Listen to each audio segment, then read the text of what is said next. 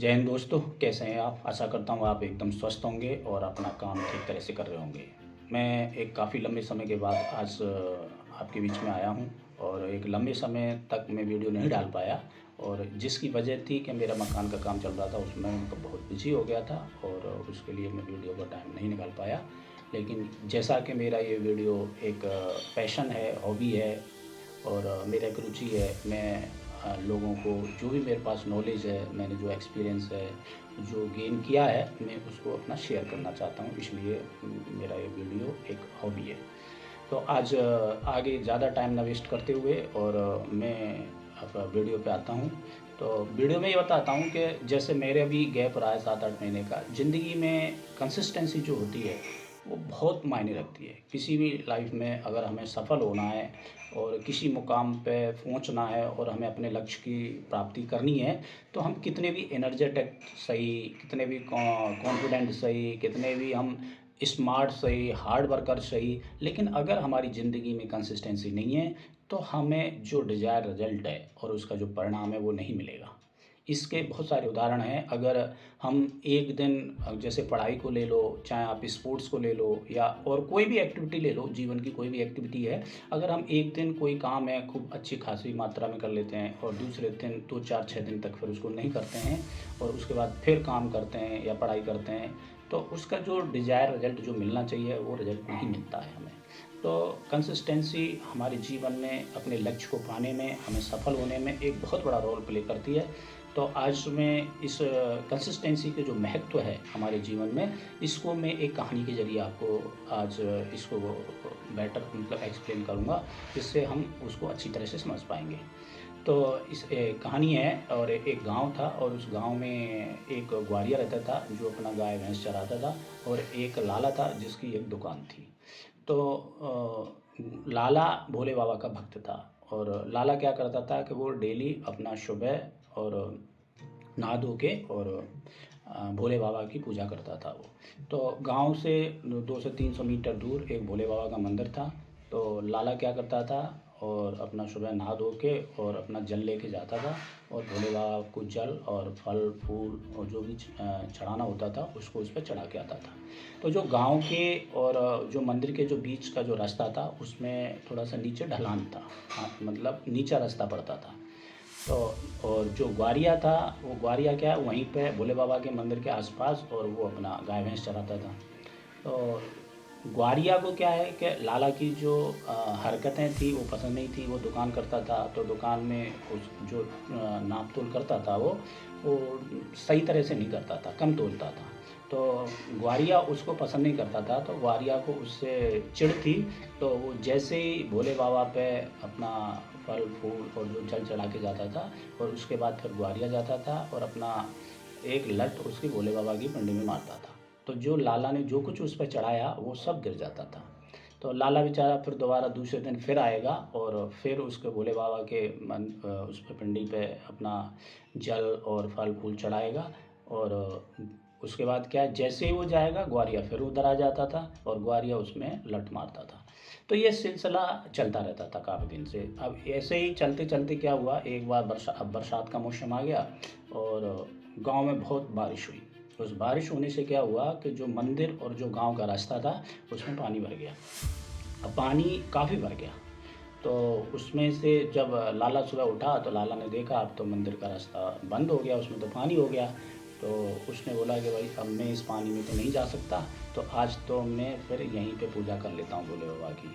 तो उसने लाला ने अपना शॉर्टकट अपनाया और सुबह नहाया धोया और अपने अंगूठे की, जैसे वो भोले बाबा की पिंडी बनाते हैं ना, ऐसे पिंडी बनाई और उसको जल चढ़ाया और भोले बाबा से माफ़ी मांगी कि बाबा भाई आज मैं बारिश का पानी भरा हुआ है इसलिए मैं आज आपके मंदिर में नहीं आ पा रहा हूँ, तो मुझे माफ़ करना।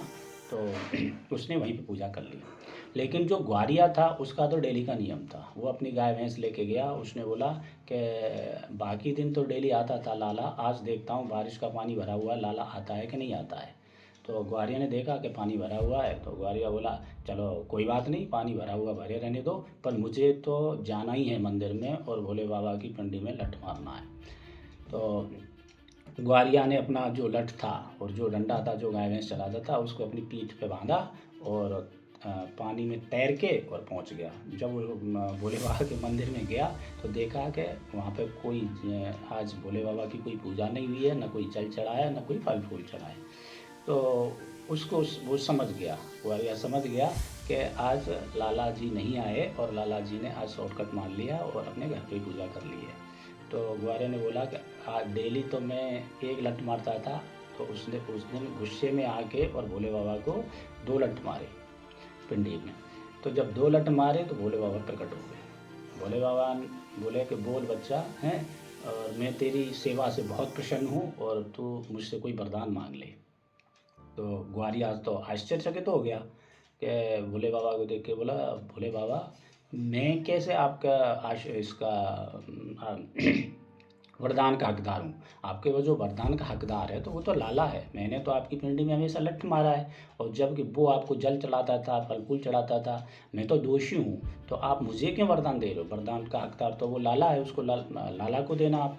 तो भोले बाबा ने बोला नहीं, लाला असली वरदान का हकदार नहीं है, असली वरदान का जो हकदार है वो तू ही है।